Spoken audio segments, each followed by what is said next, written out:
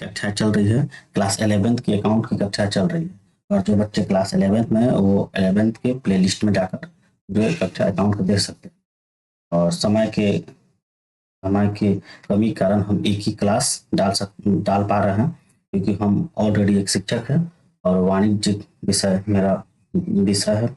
इसी कारण हमें समय नहीं मिल पाता, जिस कारण हम सब विषय का वीडियो डालने में थोड़ा सा विलम्ब होगा। लेकिन हम आप लोग को बोर्ड के एग्जाम के तहत हम कोशिश करेंगे कि आपको अकाउंट, बिजनेस स्टडी, ईपीएस और इकोनॉमिक्स का मैक्सिमम चैप्टर करा दिया जाए, जिससे आपको बोर्ड के एग्जाम में हेल्प मिले। ठीक, चलिए, वीडियो अच्छा लगे तो लाइक करें, सब्सक्राइब करें और बेल आइकन दबाना ना भूलें, ताकि मेरा जो अगला चैप्टर है वो नोटिफिकेशन माध्यम से उपलब्ध हो सके।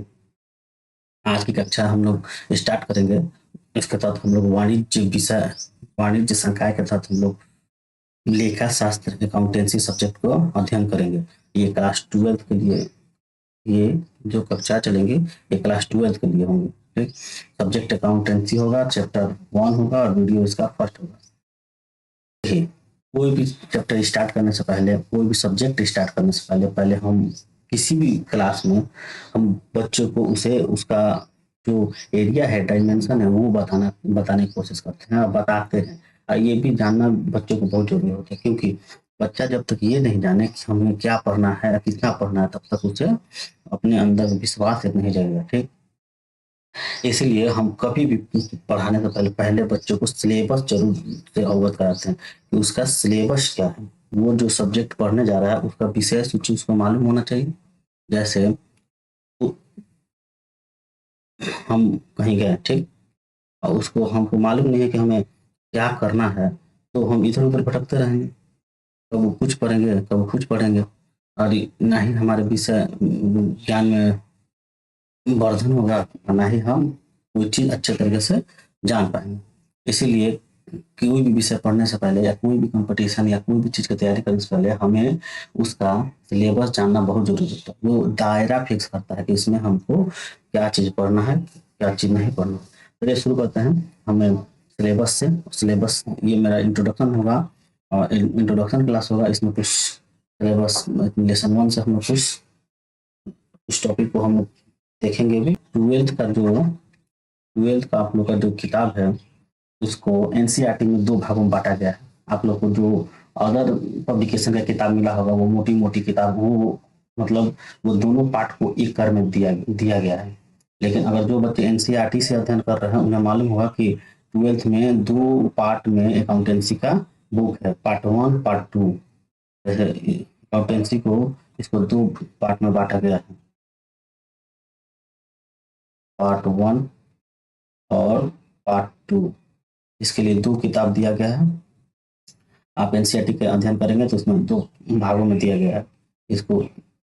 पार्ट 1 में कितने विषय है, देखिए पार्ट 1 में टोटल जो चैप्टर है 4 है और पार्ट 2 में टोटल चैप्टर 6 है। टोटल आप लोग के पास 10 चैप्टर है। 10 चैप्टर आप लोग को पढ़ना है। ठीक, अब देखिए पार्ट 1 में जो 4 लेसन है उसके बारे में हम लोग देखेंगे।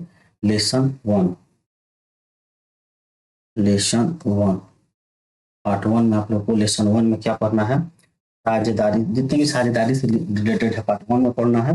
अब पार्ट 2 में आपको शेयर कैपिटल से पढ़ना है, मतलब उसका जो पार्टनर है उसको शेयर को कितना दिया गया, उस शेयर को रिडेम्पशन पढ़ना है, फाइनेंशियल स्टेटमेंट पढ़ना है, फाइनेंशियल एनालिसिस पढ़ना है, उसको अकाउंटिंग रेशियो पढ़ना है और लास्ट में कैश फ्लो स्टेटमेंट पढ़ना है।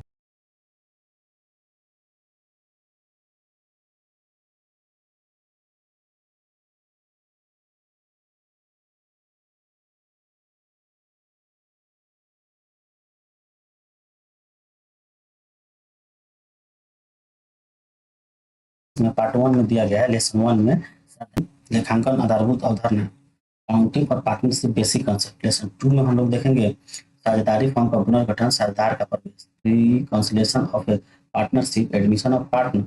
लेसन 3 में हम लोग देखेंगे साझेदारी फर्म का पुनर्गठन, साझेदारों की सेवानिवृत्ति एवं reconciliation of partnership, retirement and date of partner. यहाँ तक किसी को समझ में। लेसन 4 में देखेंगे 4 में देखेंगे सरदारी फर्म का विघटन, resolution of partnership form.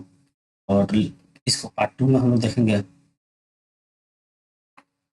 Part 2 में हम लोग देखेंगे लेसन 1 के तहत, इसके लेसन 1 के तहत देखेंगे अंश पूंजी के लिए लेखांकन, अकाउंटिंग फॉर्म और शेयर कैपिटल। लेसन 2 में देखेंगे ऋण पत्रों का निर्गमन एवं मोचन, issue of redemption of debenture, issue and redemption of debenture. Lesson 3 में देखेंगे कंपनी का वित्तीय विवरण, financial statement of a company. Lesson 4 के तहत हम लोग देखेंगे वित्तीय विवरणों का विश्लेषण, एनालिसिस ऑफ फाइनेंशियल स्टेटमेंट। और लेसन 5 में हम लोग देखेंगे लेखांकन अनुपात, अकाउंटिंग रेशियो। और लेसन 6 में अंतिम हम लोग देखेंगे रोकड़ प्रवाह विवरण, कैश फ्लो स्टेटमेंट। ठीक, ये रहा आप लोग का सिलेबस। सिलेबस जानना इसलिए बहुत जरूरी है क्योंकि आपको मालूम हो कि कौन लेसन को कब पढ़ना है। जब तक आपको लेसन ही नहीं मालूम रहेगा, आपका चैप्टर ही नहीं मालूम रहेगा, तो आप कैसे एक बेहतर स्टडी नहीं कर पाएंगे। बेहतर ज्ञान के लिए बेहतर जानकारी भी होना बहुत जरूरी है। ठीक, और हम लोग अगला बैच लेंगे और यहाँ पे हम लोग स्टार्ट करेंगे। लेसन फर्स्ट में हमें क्या दिया है, साझेदारी,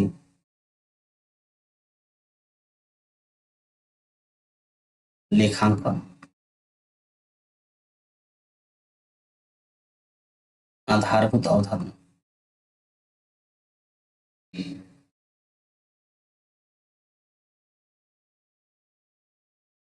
आधारभूत अवधारणा, अकाउंटिंग और पार्टनरशिप बेसिक कंसेप्ट।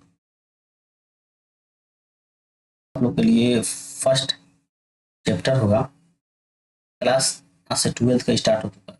बच्चे ये नहीं समझे कि इतना लेट से स्टार्ट हुआ तो कंप्लीट होगा नहीं। हम लोग पढ़ाई कंटिन्यू करेंगे, कोशिश करेंगे कि आप लोग के बोर्ड के एग्जाम के साथ accounts, business history, other subject के भी कंप्लीट करा दिया जाए। और जो जो इम्पोर्टेंट टॉपिक्स है अदर सब्जेक्ट के, उसको भी हम लोग टैकल करेंगे इस हमारे यूट्यूब चैनल में। अपने दोस्तों को भी शेयर करते हैं और मेरा वीडियो अगर व्यू आता है, ज़्यादा बच्चे पढ़ते हैं, तो हम कोशिश करेंगे कि आपके लिए और ज़्यादा मेहनत करें। जब आप मेरे लिए मेहनत करेंगे तो हम भी आपके लिए मेहनत करने के लिए रेडी है, क्योंकि मेहनत कम से कदम मिला के चला जाता है तो ज़्यादा ही बेहतर होता है। ठीक, साझेदारी पढ़ना। देखिए पहले क्या होगा, पहले कोई व्यवसाय खोला क्या होगा, तो कोई एक ही आदमी खोला होगा, एक ही आदमी व्यवसाय को, एक ही आदमी 4-5 आदमी मिलकर तो कोई व्यवसाय नहीं खोला होगा। तो पहले का कंसेप्ट क्या था, पहले बट्टर प्रणाली था, मतलब कोई सामान दीजिए और सामान के बदले सामान मिलता था। ठीक, उसके बाद राज्य हुआ तो राज्य होने के बाद क्या हुआ कि मुद्रा का प्रचलन हुआ, कि सामान के बदले सामान नहीं और मुद्रा का प्रचलन होगा। उस राज्य द्वारा मुद्रा का छपाया गया, तो मुद्रा छपाया गया तो मुद्रा दिया जाता था, सामान लिया जाता था। ठीक, तो उस समय एक कोई फॉर्म या बड़े बड़े स्तर पर पार्टनरशिप नहीं थे। तो शुरुआत में क्या हुआ करता था, शुरुआत में एकल व्यापार हुआ करता था, एकल व्यापार। एकल व्यापार, एकल व्यापार से आप लोग को समझना चाहिए कि एकल व्यापार मतलब एक आदमी ही मालिक है और वही सब चीज, वो प्रॉफिट भी वहन करेगा, लॉस भी वहन करेगा, सारा जिम्मेदारी इसी के अंतर्गत आएगा। मतलब एक ही व्यक्ति व्यापारी एकल। आप एकल व्यापार का उदाहरण हर जगह देखते होंगे, रोड पे जितने भी चल रहे हैं, जो दुकान खुला हुआ है, ठेला वाला है, रेडी वाला है, दुकान है, वो किसी फॉर्म या पार्टनरशिप का नहीं है, वो एकल व्यवसाय। कि प्रॉफिट होगा तो उसी को होगा, लॉस होगा तो उसी को होगा। यानी कि प्रॉफिट होगा तो सब में बांटना है, ऐसा कुछ नहीं है, लॉस होगा तो सब में बांटना है उसी। और वही निर्णय लेगा कि आज दुकान खोलना है कि नहीं खोलना है या बंद करना है, सब चीज सारा जिम्मेदारी इसी के अंतर्गत होता है। ठीक, एकल व्यापार जब चलने में जब मत हुआ, छोटा ही रह पाता था, एकल व्यापार छोटा ही रहता, कभी भी अगर एक आदमी कितना देखेगा, ज्यादा नहीं देख सकता। एकल व्यापार में जो कमियां आई उसको दूर करने के लिए क्या आया, साझेदार।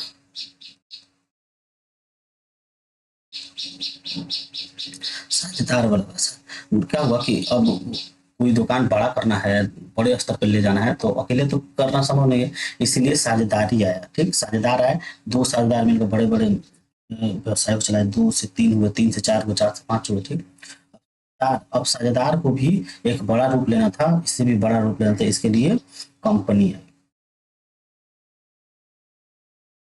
10 आदमी मिलकर उससे भी बड़े स्तर पर तो नहीं चला पाते। अब कंपनी क्या है, कंपनी एक लिस्टेड कंपनी होती है, वो क्या करती है कि पूंजी चाहिए, मतलब 10 आदमी के पास जितना पूंजी होगा वही उतने मिलाकर व्यवसाय को चलाएंगे, उससे ज्यादा तो नहीं हो सकता, और लाभ का विभाजन वही 10 आदमी करेंगे। लेकिन कंपनी जब आया, कंपनी में कई आदमी इसके मालिक होते हैं, जो शेयर होल्डर होते हैं वही इस कंपनी के मालिक होते हैं।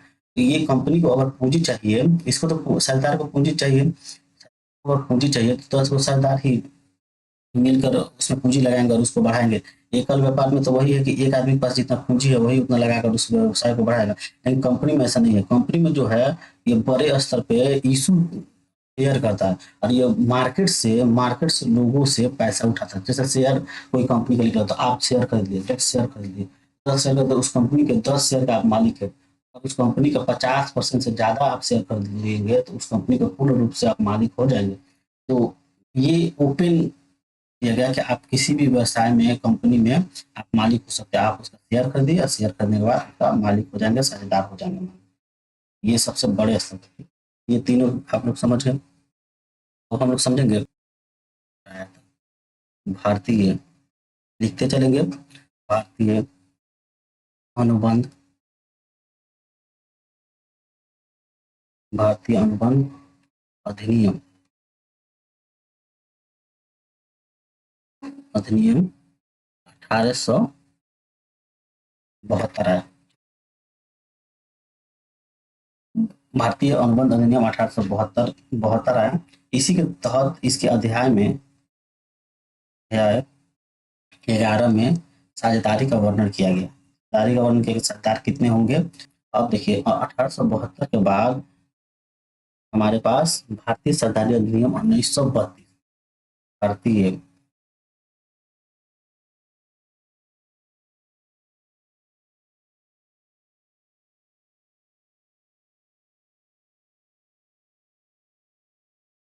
नियम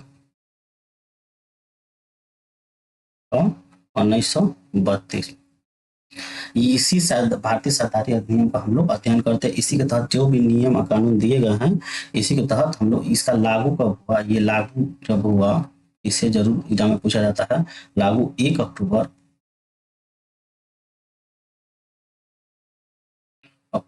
1932 को ये लागू हुआ था।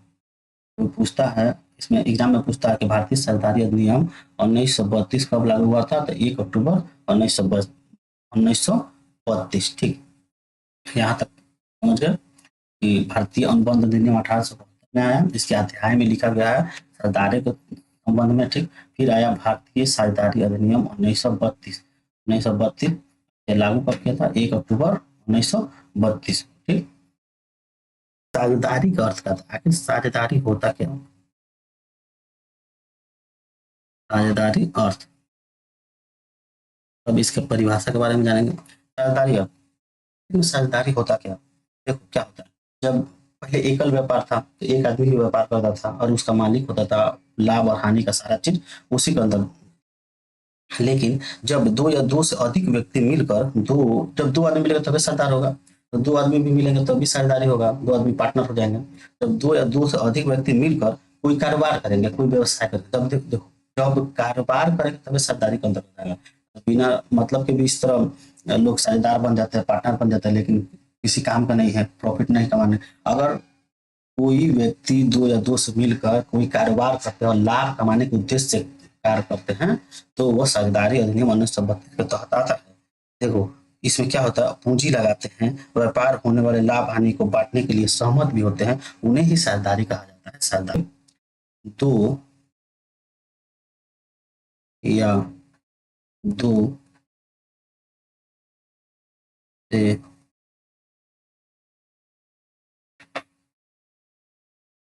अधिक व्यक्ति मिलकर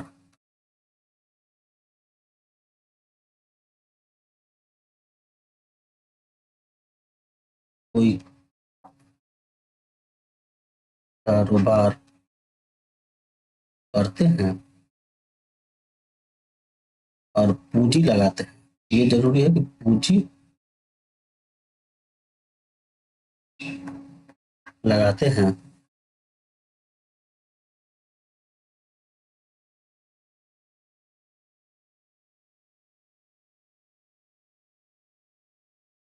व्यापार में होने वाले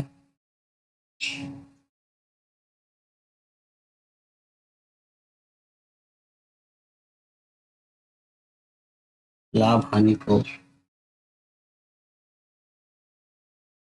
बांटने के लिए क्या होते हैं, सहमत होते हैं, सहमत होते हैं साझेदार या साझेदारी कहलाता है।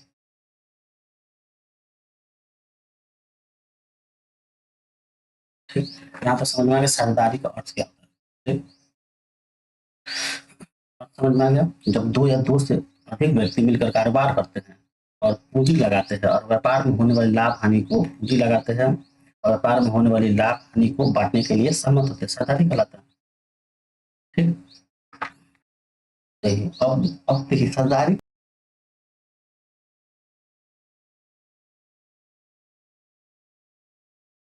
साझेदारी अधिनियम 1925 के धारा 4 के अनुसार बोल रहा है कि साझेदारी उन व्यक्तियों के मध्य पारस्परिक संबंध है जो किसी व्यवसाय में लाभ को बांटने, यहाँ तक हमने देख लिए थे, वही अर्थ समझे थे, सहमत हुए हैं। ठीक, जिनका संचालन, यहाँ यहाँ समझने वाली क्या बात है, जिनका संचालन उन सभी के द्वारा, वो सभी आदमी उस साझेदारी फर्म को या व्यवसाय को संचालन कर सकते हैं, या सभी की ओर से किसी एक के द्वारा किया जाता है, उसे एक होता है साझेदार। ठीक, इसे क्या कहते हैं, पार्टनर, PARTNER, पार्टनर। एक जो टर्म आता है फॉर्म, इसे क्या कहते हैं, FIR। अब पूछा जाए कि साझेदार होता क्या, साझेदार, उस साझेदारी व्यवसाय में लगे हुए व्यक्तियों को व्यक्तिगत रूप से साझेदार कहते हैं। ठीक, कहते हैं साझेदारी व्यवसाय में, व्यवसाय में साझेदारी व्यवसाय में क्या लगे हुए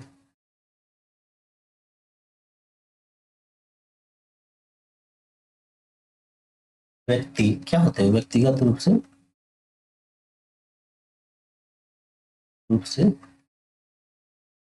साझेदार होते हैं।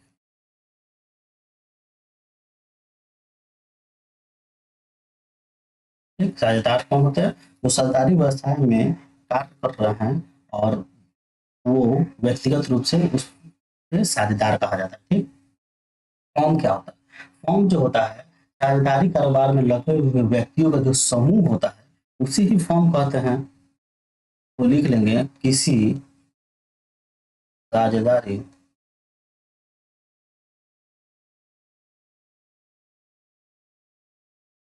कारोबार या व्यवसाय में लगे हुए व्यक्ति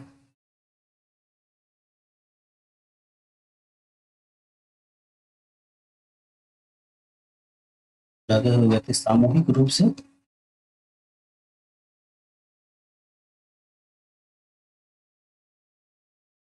और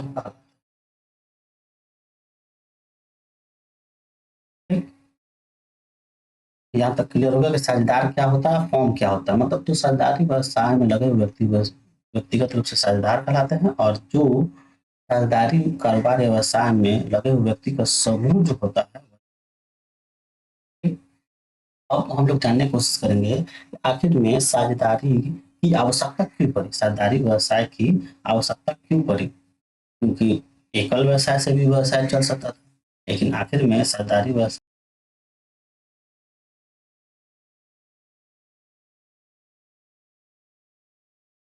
की आवश्यकता,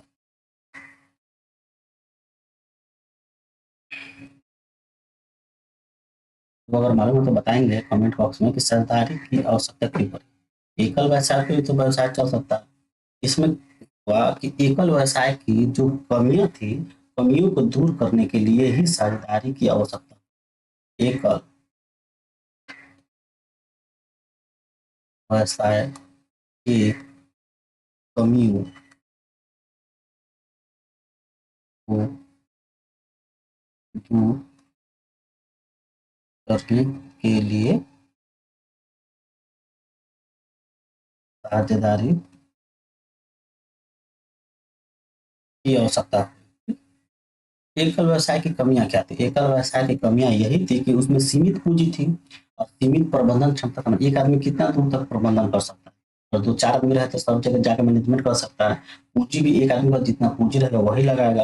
और अगर जो अनुपस्थिति रहता है, अगर एक आदमी है और अनुपस्थित है तो व्यवसाय की क्षतिग्रस्त हो जाएगा।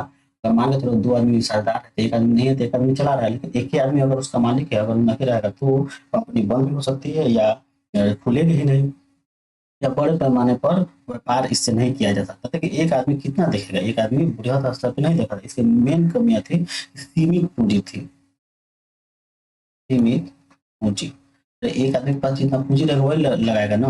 अगर वही पांच छह आदमी, तो पांच छह आदमी का पूंजी मिलाकर उस व्यवसाय को या फर्म को बड़ा किया जा सकता था। सीमित प्रबंधन क्षमता थी इसका, एक आदमी कहाँ कहाँ देगा क्षमता।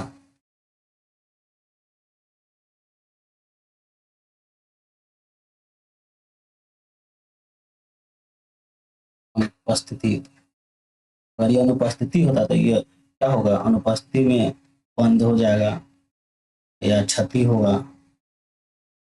ही होगा। ठीक, ये सब एकल व्यवसाय की कमियां थी।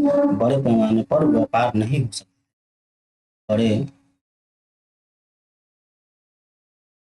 और बड़े और संभव, बड़े पैमाने पर व्यापार अनुपयुक्त,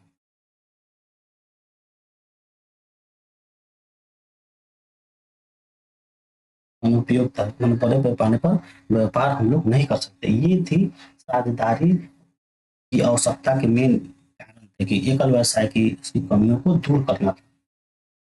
ठीक, यहाँ तक आप लोगों को किसी को समझने में परेशानी आई होगी तो आप लोग कमेंट बॉक्स में जरूर हमें कमेंट करके बताएं और हमें ये समझ में नहीं आया। ठीक, अब देखिए साझेदारी की विशेषताएं हम लोग देखेंगे, हम लोग वही चीज देखेंगे जो एग्जाम के पॉइंट ऑफ व्यू से इम्पोर्टेंट है। के बाद हम लोग आगे बढ़ते जाएंगे। अगर इसमें हम लोग ज्यादा समय लगाएंगे तो हम लोग मेन जो ट्रेडिंग अकाउंट ये सब पढ़ना है उसमें प्रॉब्लम सॉल्विंग में थोड़ा समय लग जाएगा। इसलिए हम लोग कोशिश करेंगे कि जो जो मेन मेन टॉपिक्स है उसी को हम लोग लेकर चलते रहे। अगर आप लोग को एग्जाम में पूछता है कि साझेदारी की आवश्यकता पड़ी तो इसको भी आप लोग लिख के इसे बड़े बड़े स्तर पर भी लिख सकते हैं कि सीमित पूंजियां क्यों, एकल व्यवसाय के पास पूंजी की उपलब्धता उतना नहीं हो सकती थी, इसीलिए वो क्या किया, साझेदारी की आवश्यकता की जरूरत पड़ी। ठीक, विशेषता,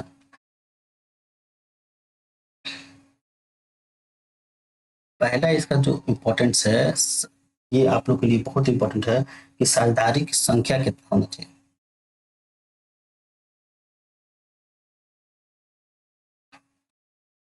इस संख्या ये हर एग्जाम में पूछता है कि कम से कम कितने सरदार हो सकते हैं, अधिक से अधिक कितने सरदार हो सकते हैं।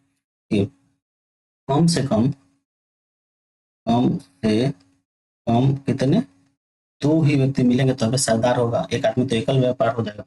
और अधिकतम, अधिकतम 50। इसके बारे में हम लोग जानेंगे कि जो साझेदारी अधिनियम 1932 जो है वो कभी अधिकतम की संख्या उल्लेखित नहीं करता। साझेदारी अधिनियम 1932 में अधिकतम साझेदार का उल्लेख नहीं किया गया। अगर अधिकतम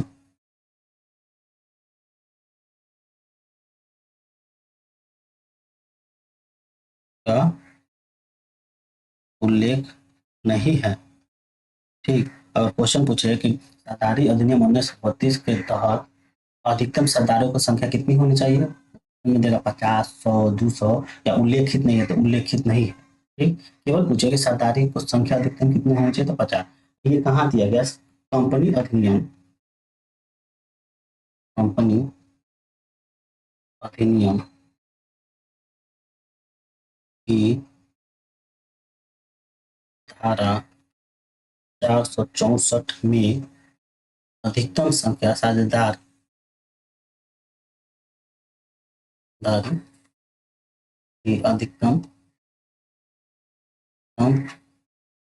संख्या 100 बताया गया। ठीक, कंपनी अधिनियम 464 में सरकार का अधिकतम संख्या 100 बताया और कंपनी कंपनी विविध जो अमेंडमेंट हुआ, विविध पहला अब अमेंडमेंट होने के बाद नियम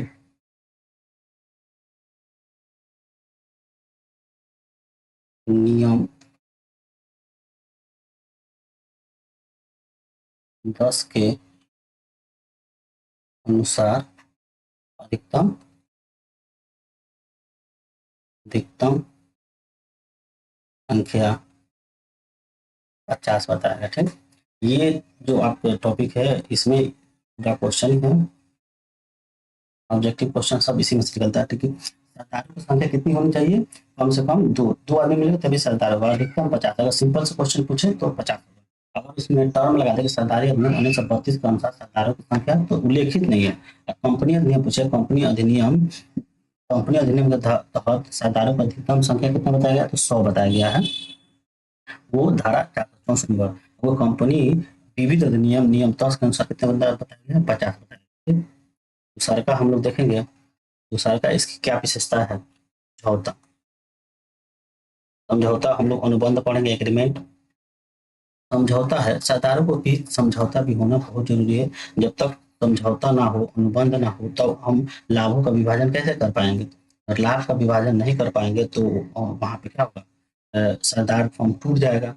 ठीक, एग्रीमेंट, एग्रीमेंट, ये एग्रीमेंट कहीं भी नहीं लिखा गया है कि लिखित रूप से हो। ये एग्रीमेंट मौखिक भी हो सकता है और लिखित भी हो सकता है। सबसे ज्यादा होता है ये लिखित ही सबसे ज्यादा सर्वश्रेष्ठ होता है, क्योंकि मान लीजिए मौखिक कोई हम एग्रीमेंट कर लिए, दो सरदार मिलकर मौखिक कर लिए कि इतना आप लाभ कमाएंगे, इतना हम कमाएंगे, दोनों आपस में बांट लें। लेकिन आगे चल के अगर किसी सरदार का नियत खराब हो जाए, अब पैसे को लेकर उसको अथी लगने लगे कि हमको और पैसा चाहिए, तो वो वहां पे झगड़ा की स्थिति पैदा होगी। भी लिखित नहीं है, कहा हम आप कह भी नहीं किए थे या हम मन भी नहीं करेंगे, ऐसा ऐसा चीज होने लगेगा। इसीलिए सबसे ज्यादा बेहतर माना जाता है कि कोई भी सरकारी अधिनियम का जो समझौता हो वो लिखित हो। लिखित को ही बेहतर माना जाता है, लिखित को ही बेस्ट माना जाता है। लिखित ही होता है तभी जाके सही होता है, बाद में जाके आप पलटे के नहीं। ठीक, तीसरा क्या होता है इसका विशेषता? लाभों का विभाजन। खरीदारी किए हैं तो लाभों का भी विभाजन करेंगे, विभाजन ये सरदारों का मत होगा,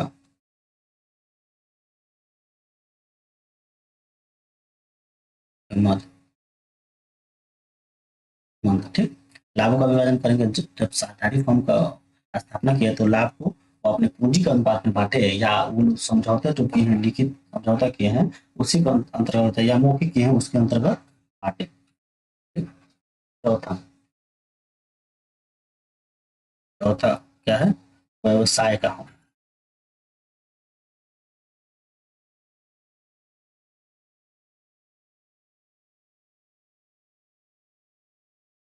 वैध व्यवसाय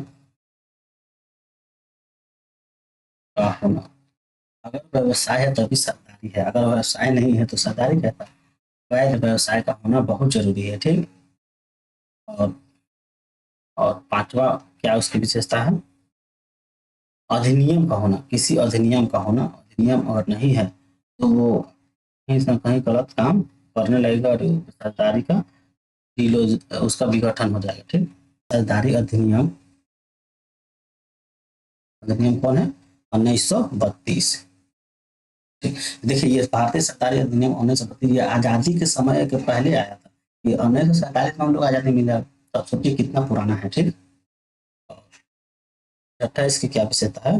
व्यवसाय का संचालन।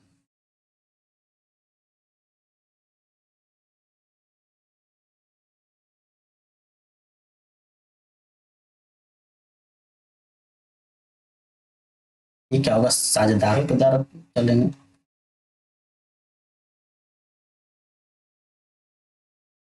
इसमें क्या होता है, या सभी के द्वारा, ये सभी चालान सभी के द्वारा, सभी के द्वारा संचालन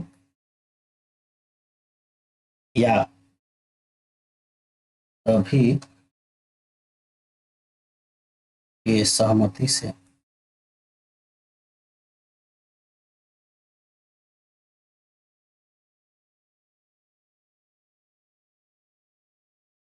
किसी एक साझेदार द्वारा। यहाँ पे हम लोग क्लास को समाप्त करेंगे, आगे कक्षाओं में देखेंगे, और वीडियो ज़्यादा लंबी ना होते हैं। अगले कक्षा में हम लोग देखेंगे सरदार के प्रकार, टाइप ऑफ पार्टनरशिप, सरदार कितने प्रकार के होते हैं, सरदार के विषय वस्तु वो क्या, मतलब उसके फॉर्म का नाम क्या होगा, और उसमें उनके बीच जो समझौता होगा, जो एग्रीमेंट होगा, उसके बारे में देखेंगे। सरदारी समलेख के अभाव में क्या क्या होने वाली कमियां हो सकती, मतलब जो एग्रीमेंट अगर ना रहे तो उसके अभाव में क्या क्या उस सरदारी फॉर्म में दोष या कमियां आ सकती हैं। ठीक, तो दोस्तों आज के लेसन में हमने सीखा कि साझेदारी क्या है, साझेदारी अधिनियम क्या है, और इसके जो साझेदार किसे कहते हैं, फॉर्म किसे कहते हैं, और इसके कितने विशेषता है, ये सब चीज हमने सीखने की कोशिश की। उम्मीद है आपको ये समझ में आया होगा, और आप इसे प्रैक्टिस भी करेंगे और अपने दोस्तों के बीच भी शेयर करेंगे। अगर आपको ये वीडियो हेल्पफुल लग रहा है तो लाइक करें, शेयर करें, करना ना भूले, ताकि और भी लोग भी सीख सके, और भी आपके जो दोस्त है वो सीख सके। और हाँ, सब्सक्राइब करके बेल आइकन जरूर दबा दे, ताकि अगला लेसन आपको सबसे पहले मिले अगले वीडियो में। तब तक के लिए हम लोग अभी इस वीडियो लेक्चर को समाप्त करते हैं। Thank you. Keep learning, keep growing. आप जितने पढ़िएगा उतने ही आपका विकास होगा।